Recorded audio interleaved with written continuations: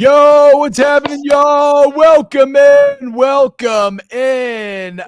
This is a little Snaps Instant React as we've just finished watching the first slate of games on Saturday, October 19th, 2024.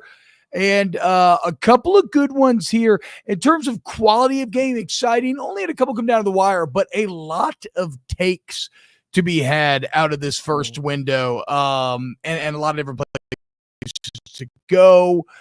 We'll get to Oklahoma. My God, that looks awful right now. Auburn continues to just find incredible ways to lose football games. Miami continues to be overwhelming offensively and almost flawed everywhere else. And Kurt motherfucking Cignetti, all he does is win. Google me, bitches. Dominates Nebraska. I mean, dominates Nebraska. Fox Bend noon kickoff at home in front of that Hoosier crowd. I'm TBob. He's Aaron Murray. Aaron, what's up, brother? Man, just an exciting noon slate of football games. Ready to break it down and then get ready for my Florida-Kentucky game tonight. I'll be doing a breakdown of the Alabama game before my game, and then I'll do a late night of the Georgia-Texas game as well. So there's just so much good stuff we got to get to today, but a really good noon slate of football. So you said you want to start Indiana, Nebraska? Is that what we planned? Nebraska. Yeah, okay. Indiana, Nebraska. So Indiana, Nebraska, we talked about it all week long in the Hoosier State. Big time home game, undefeated. Nebraska coming in at 5-1 with some juice to him. Indiana, the big favorite coming in. But, when we talked about it, we're like, okay, yeah, Indiana's good, but like, who have they played? Have they really been tested? Is Rourke really that guy? Nebraska's defense is pretty good. How would Indiana hold up? And, even better. I mean, yeah, they were heavy favorites, nearly a touchdown at home. They won 56-7, and it might not have even been that close. I mean, that Indiana offense is one of the top offenses in the country, full stop. No qualifications needed, no context needed. Rourke's one of the best quarterbacks in the country, maybe top 5. I'll let Aaron adjudicate that. But the design, the execution, it's immaculate. And their defense, Aaron, I mean, I've still got to do maybe a bit more of a deep dive on the Indiana defense, but the 2 times I've watched them this season, the front 7 gets after it. Oh, yeah. And they had Dylan Raiola in a blender, very confused, under pressure all night long, throws a couple picks. Kurt Cignetti and the Hoosiers are they're for real, dude. Oh, yeah, they're for real. They're 7-0. We talked about their schedule as well. Like, they get through this game, then all of a sudden you look at them like they're a legit playoff team. And not only did they get through this game, they dominated, which gives me and Hoosier fans more confidence that this is a real-time playoff team because they are balanced. They're balanced offense to defense, and then within the offense, they're extremely balanced as well. The lines of scrimmage, they dominated versus Nebraska, and that's what Nebraska's at least been for 2 years in this new regime. They've been hard-nosed, tough to run against, get after the quarterback. They can run the football, and Nebraska couldn't do either today. They couldn't run the football, and then they got dominated by Indiana's front. So there's a lot to break down for this Indiana team. I do want to start with the offense first. Rourke is a beast. He's accurate. The back shoulders are some of the best back shoulders you'll see. I mean, him and number 13, the big guy on the outside, it was just too easy. Like, they were playing games with the defensive backs for Nebraska. And then what did that do? That created, we talk about the balance on offense, that created the light box, which then allowed the running game to get going. You saw those things popping off. 215 yards rushing against Nebraska. That happens because the passing game was able to get going early. So, like, I don't know how you slow down this offense right now. They could beat you the pass. They could beat you the run. They're very physical. They are disciplined. This is a damn good football team. So you're not, and remember, if we go back to that Cignetti article that we broke down on Thursday's episode, every player, coach that works with Cignetti just describes him as a master of game planning.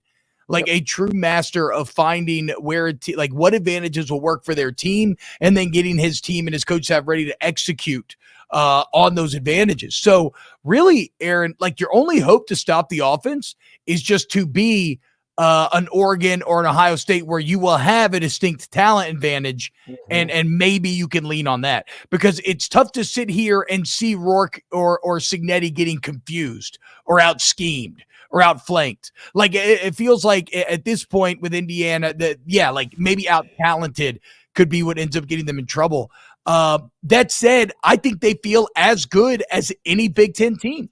Like I'm not saying that, but you would give them a chance against anybody. I would put them right there with we have the big three. I think they could compete. I think they compete with Penn State. I think they could. That's what I'm saying. Oregon, Ohio State, Oregon. I'm putting them in that group. There's now 4 Big Ten teams that you have to pay attention to. I 100% agree. It's also the effort. I mean, they're 49-7, and they're playing hard as fuck to keep Nebraska out the end zone for no reason. Sacking the shit out of Dylan Raiola on 4th and goal, forcing turnovers. And that dude, Kamara, every time I've watched Indiana this year, Kamara just lives in the backfield. 6 sacks in the year. As of the time of recording, he now leads the Big Ten. And Aaron, are you ready to admit Indiana, sleeping giant?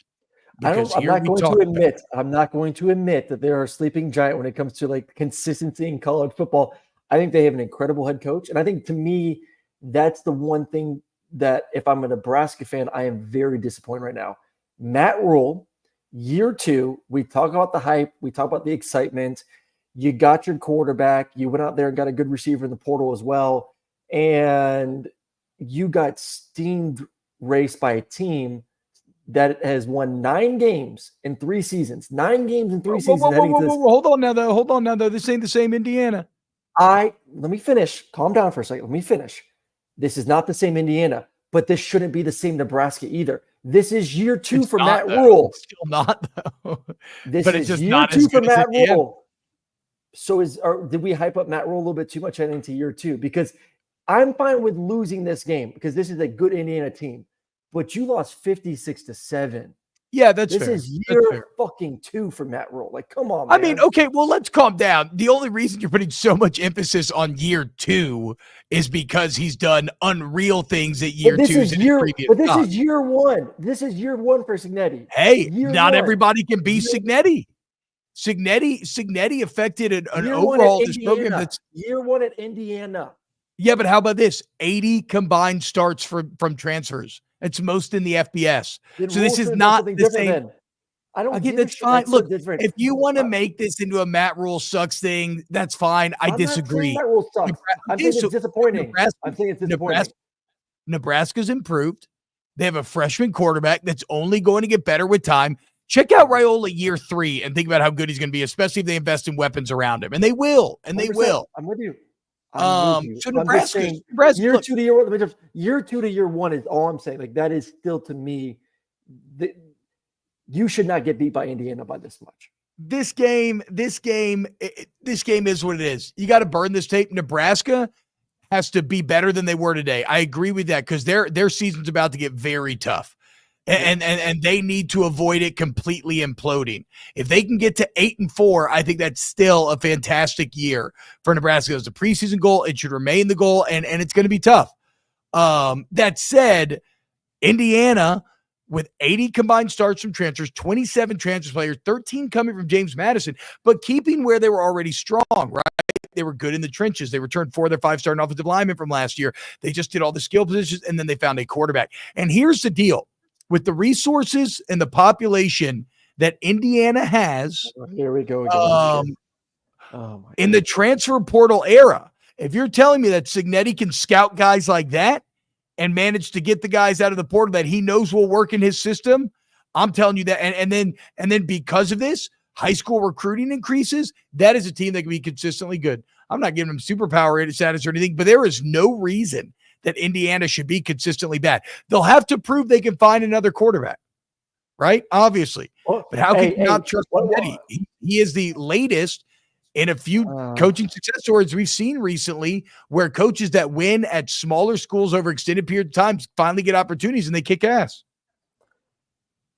I'm just very hesitant to crown Indiana that and Cignetti that at Indiana for multiple seasons when we just watched Florida State implode this season. And what did Florida State do? They went the whole transfer portal route. It worked, and then it bit them in the ass this year. That is so hit or miss to go that route, and I don't believe that there's a legitimate pipeline of high school talent. We went to the recruiting rankings the other day. They're in like the number 55 to I 60 don't give a shit. right I don't now. give a shit. Okay, you can say you don't give a shit, but I do give a shit. That is not good enough to build where they are now. 10 win teams. Okay, Where they are now, you hit not going to gold. be where they are tomorrow. You hit gold with a quarterback this year and some other playmakers, but Indiana is not going to be a consistent team. Used to be Nick Saban's recruiting coordinator at Alabama. You think Indiana's going to stay in the 50s? Get out of here. Get out of here. That's absurd. That's absurd. Okay, 30s, anyway, 40s maybe? Doesn't matter. Whatever. Yeah, get in the 30s and dominate the portal. That's a win. You can make that winning. I agree with you. It's volatile. It's volatile, and it can be up and down. And we've seen countless examples of that. But whatever. We don't need to. We don't enjoy today, Hoosier fans. Yes, because this 100%. Is a big time matchup in a home stadium. You dominate. Congratulations. And I'm not defending Nebraska, guys. It is obvious that like Nebraska is better than when Rule took over, but they have not had the overnight success that Cignetti and Indiana has. And to me, that's less on Rule and more about Cignetti and what he's done. Freaking awesome. All right, next up on this list, I would say Miami, but Louisville scores. And so we're in an onside kick situation. Let's see what happens here. Let's touch on Auburn, Mizzou real quick. This year continues to be, at first I had in my notes, this year continues to be a disaster for Mizzou. But then I forgot about Auburn football in the year of our Lord 2024. And there is if you do something, you always want to be the best at it. And there is not a football team better at blowing college football games this year than are the Auburn Tigers. I mean, the amount of ways in which they find games to lose. Sometimes it's just overwhelming turnover. Sometimes it's crucial penalties. Sometimes you play a clean game until you don't, and then it's a pick six that loses you the game. This time, it's because your offense is a war crime. Yeah. Auburn's offense is god-awful. And for Hugh Freeze, who is supposed to be an offensive coach, that should be infuriating for Auburn Tiger fans. Well, they went out there and got receivers. All right, Miami, that's okay. So we'll get to Miami after this one. They went out there and got the guys at the receiving position. You feel like that's good. You got Jacquez Hunter returning, who was one of the premier running backs returning in the SEC this year. Payne Thorne, year 2 in the system. And you cannot find ways to be explosive. They had the one explosive play, the nice post route to Cam Coleman for a touchdown, but that was the only catch Cam had the entire game. 1 for 47 and a touchdown. That's it. Like, the inability to get your playmakers the ball consistently is obviously a Payne Thorne issue. It's an offensive issue. And you are in a spot right now where it is what it is at quarterback. And you're going to continue to lose games like this because you're not going to be able to pull away. And when you're in tight ball games, at the end of the day, it could be a quick turn of events. And for Missouri, who looked horrendous the entire game. I mean, Brady Cook goes Mizzou out. Is so bad. Congratulations. I'm proud of them for finding toughness and Brady Cook especially finding a way to win this game. But Mizzou is still one of the bigger disappointments of this year. I mean, them themselves is a very big disappointment on the offensive side of the football. When you have Brady Cook and all those weapons back, and then you got the Nate Noel and Marcus Carroll in the portal, this offense should be really good, and they're just not hitting right now. But I thought it was done. Like when Drew Pye came in, I was like, this game's over. Like Auburn had the confidence. Burton fumbles the punt into the end zone to give Auburn a 17-3 lead. That felt like Luther Burton's nightmare year continues. Like, okay, Mizzou is they're just bad.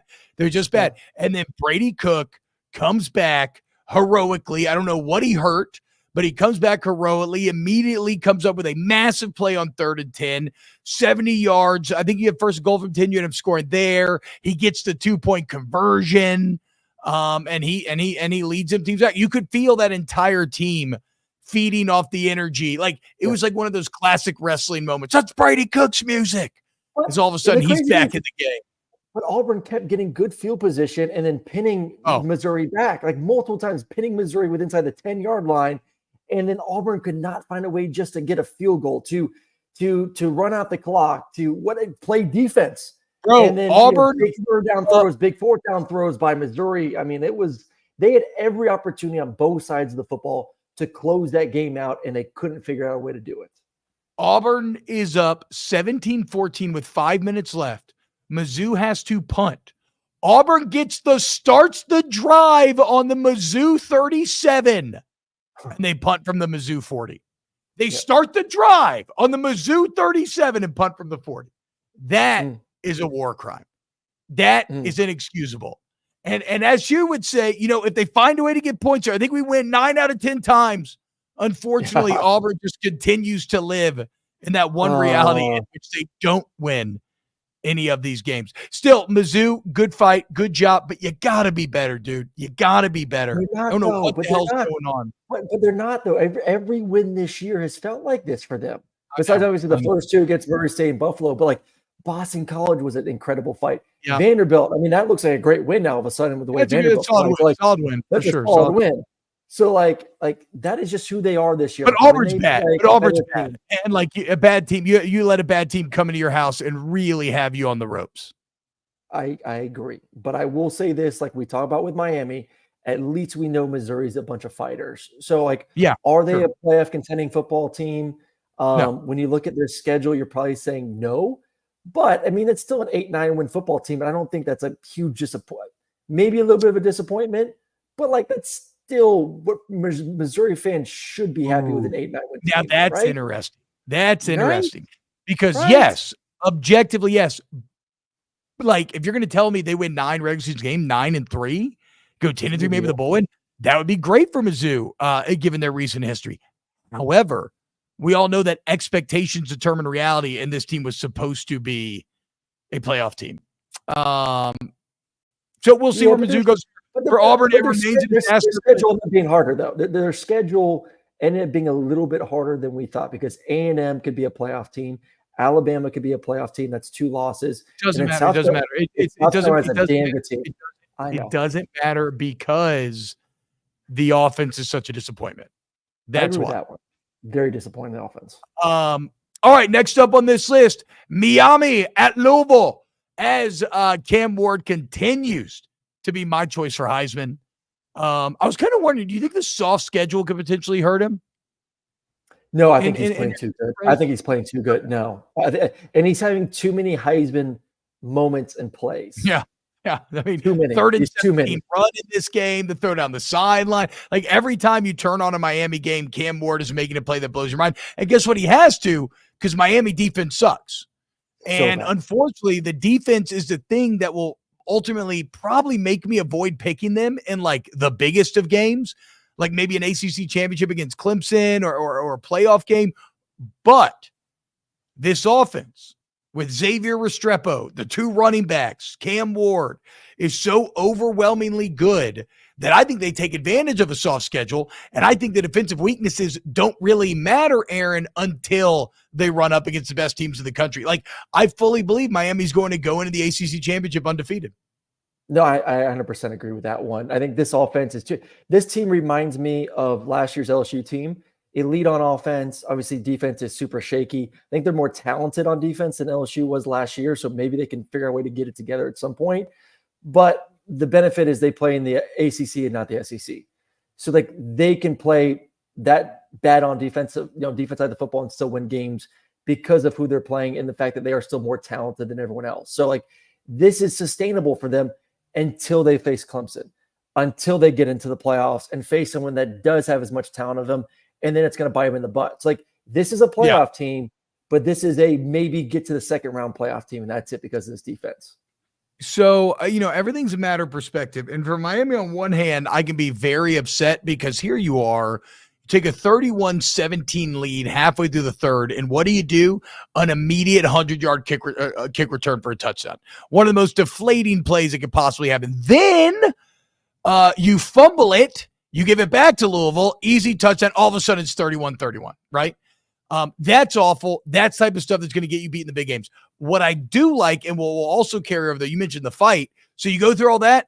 Miami comes back, 6 plays, 75 yards, touchdown. Like it's nothing. Like Cam Ward is unflappable. The poise is great. And look, Louisville's good. They're just not great yet. They continue to be a very good ACC team. Shuck's good. Hey, do you remember talking about Thor Griffith from Harvard a couple of years ago? No. The big interior D lineman. His dad named him Thor. He's a big comic book fan. He benches 225, 50, 40 times, something ridiculous, right? Mr. Double Nickels, 55. He's the one that had the big forced fumble. in this game to set up the 31-31 tie. I just thought it was funny because we've talked about it in the past. Miami's offense on the weapons, like Damian Martinez is a freaking beast running the football. Fletcher looks good. Fletcher Jr. was really good today. Restrepo is unbelievable. I mean, one of my favorite receivers in all of college football. Samuel Brown was making plays. Like the offense is the best offense in the college football right now. There's no doubt about it. Yeah. They're good. They have that Jaden Daniels LSU feel from last year, and they're getting their juice. They're getting their stats juice because they have to, because their defense also sucks, and so like they have to score 50 if they want to win. And listen, I mean, you talk about like Heisman moments in enough games. Like at the end of the day, you look at their schedule and you're like, I mean, maybe Georgia Tech if they beat Notre Dame today, which doesn't look like they will because their starting quarterback's out for the game. But Syracuse having a good year, that game could be competitive. Every game will be competitive. So people will be enticed to watch Miami football this year because what has happened this entire season? Every single big-time game has turned out to be entertaining. Virginia Tech, Cal, now Louisville. Every single one is like must-watch TV. So people will be tuning in to see what action are we going to get. You know, no matter what brand they're facing, they know it's going to be entertaining football. So there'll be enough eyeballs on Cam Ward. And if he continues to play like this, which, I mean, at the end of the day, like, I don't see him stopping, he'll win the Heisman. Xavier Restrepo's got to be a Biletnikoff finalist as too. Like, I mean, like you said, he's so damn dependable. He makes the big plays, but he makes the small plays. Like it's not just the raw stats. It's anytime Miami has to have it, like has to have a conversion, they always go to Restrepo, and he always comes through for him. Comes through for them. So congrats to Miami. I know the Shuck kid was balling. Ja'Cory Brooks, Chris Bell, Lacey, obviously the kickoff return and run it. Like that's it. I mean, Ja'Cory Brooks is one of the best players in the country entering the season. We knew about that. And Shuck's been playing, you know, like we talked about the other day. He fucking won a Pac-12 championship with Mario Cristobal back in 2020. So he's played a lot of football. So I mean, like we can say Miami's defense sucks all we want, which they're not very good. But like that's you know what's crazy, Aaron? Cam Ward was going to the NFL. Remember that? I know. Yeah. He was going to the NFL, put his name in. Miami comes in with the bag, makes the genius decision to come back, and is now proven that he can hang and just jacking up his NFL stock on, he's a top 5 pick, top 10 pick. He could walk out of there with a Heisman Trophy and a top 10 pick. And probably like 1.5 million at least from the NIL. Like who knows? Like what the exact numbers are. He's probably making what he would have made this rookie year based on where he would have been drafted. So he's making that right now. I think he's making more than where he would have been drafted, unless I don't know, maybe he could have been a combine riser. But like the NFL was not super high on him. That's one of the reasons why he came back. Having to prove him wrong. All right, so congratulations to Miami. The U continues to be back. Big time win. Okay, we got to talk South Carolina, Oklahoma. And what sucks about this game, actually, this is almost more of a narrative game. Let's start real quick with South Carolina, because I know we want to talk OU Invincibles because that's a massive brand that is going through an identity crisis. Shout out South Carolina, man. They have been a really good football team this year. They've got a quality win over Kentucky. They absolutely blow out OU in Norman today. That's wild for Beamer and company. They should have beaten LSU, and they had Alabama on the ropes last week as well. Like, this is a very good football team that Beamer's put together for South Carolina this year. The problem is the schedule's so crazy. Like, they may look up and not have any like record to write home about, and like nobody will realize how good this Gamecock team actually was. It is funny. It is both USC teams. It is Southern Cal and it's South Carolina. Both those teams, if you change 3 plays in their season, each of them 3 plays, you're talking about a 1-loss team for both of them. LSU, the pick 6, that was bullshit. They should have won that football game. Alabama, a fumble in the 4th quarter from possibly winning that football game. I mean, this is really could be, what are they right now? 4-2 or no, 4-3? They could be 6-1 right now, and the same thing could be said for quality wins, with big time quality wins. Like both USCs are 4 plays away, maybe 5 total plays away, combined between both of them, from being top 10 teams this season, which is crazy. But like, listen, we knew this. North Sellers is getting better though, huh? He is getting better. As long as he doesn't make the mistakes, which he didn't in this game, this is a team that we knew they're elite on defense. We knew they got a great running back in Rocket. The receivers are a little bit iffy, but you just had to protect the football. And that was the big issue in those couple losses this season. So their D-line against Oklahoma's offense line, we knew it was going to be a nightmare for Oklahoma. Oklahoma ends up changing quarterbacks. This is not a quarterback issue. I've said this from the very beginning. This is not a quarterback issue for Oklahoma. This is your offense sucks issue. Your offensive line's not good. Your running backs are good. Your receivers are banged up. There is not a good unit on that offense. I don't care who your quarterback is. Unless you tried out Cam Newton, you're going to struggle. So play the quarterback carousel all you want right now, Brent Venables. Your offense has no playmakers and no offensive line. And that defensive line ate it up today. We knew they were. Yeah, I mean, that South Carolina D-line, probably the best in the SEC. Actually, yeah, because I used to think Tennessee was there, but I don't think that anymore. I think that South Carolina defensive line easily actually the best in the SEC and maybe the best in the entire country.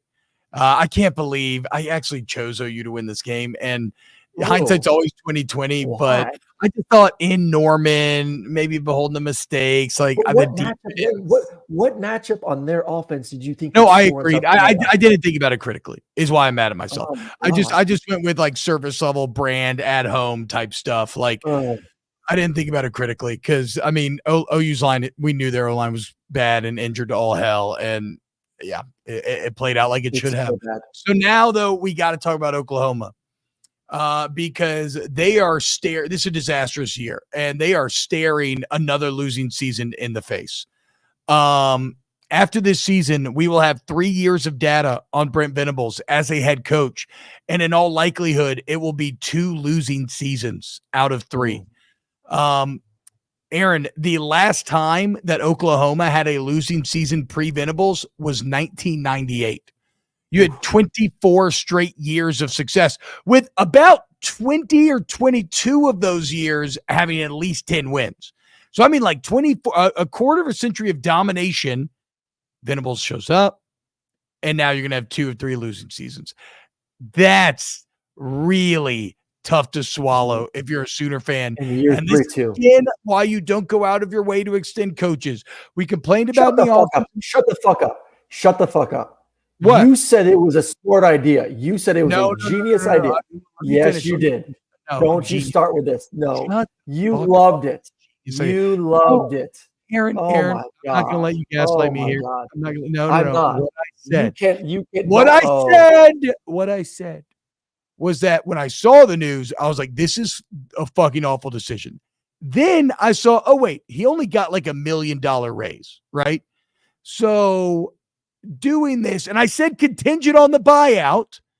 I said doing this is not the worst idea because he wasn't making it's not like he's basically making the money that like Mark Stoops makes now. So like raising the salary made sense. I didn't know at the time, Aaron, it was a $44 million buyout. You're telling me that doesn't change things? I have an issue from the very beginning. I was on the opposite side. I said this was stupid. Make him prove it to you before you commit to a longer term relationship. If we go back and play the tape, though, you are committing to him. You are committing to him.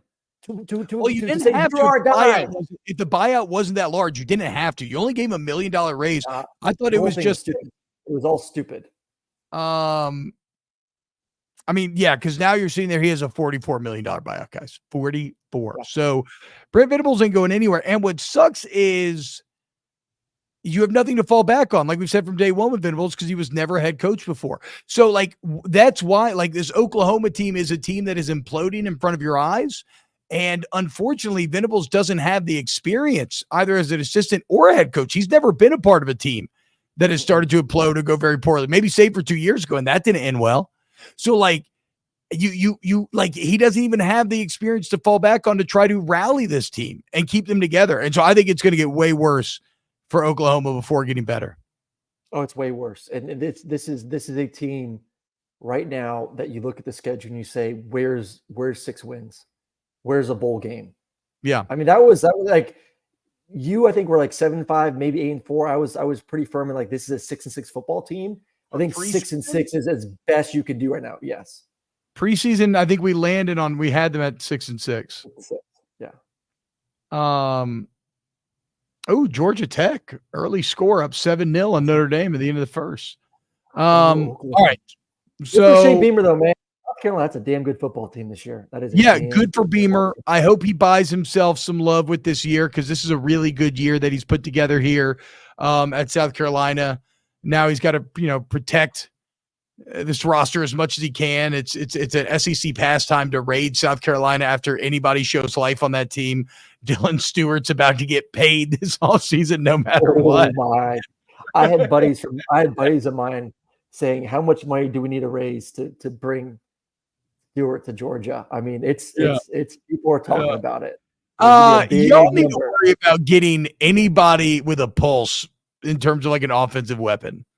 Y'all ain't got shit. You're talking about Dylan Raiola come to Georgia. I'm like, why? Y'all got the same weapons as Nebraska. What, are you going to throw it to Oscar Delp? Yeah. All right. We got to roll. Appreciate everyone joining us. Like, subscribe. We'll do some breakouts, and then guys, I'll do a live. We're less than 100 away from 26K. Okay. 26K. The goal by tomorrow morning show. Please hit the like button, sub, share with your friends. We love you. And we'll see you next time on Snaps.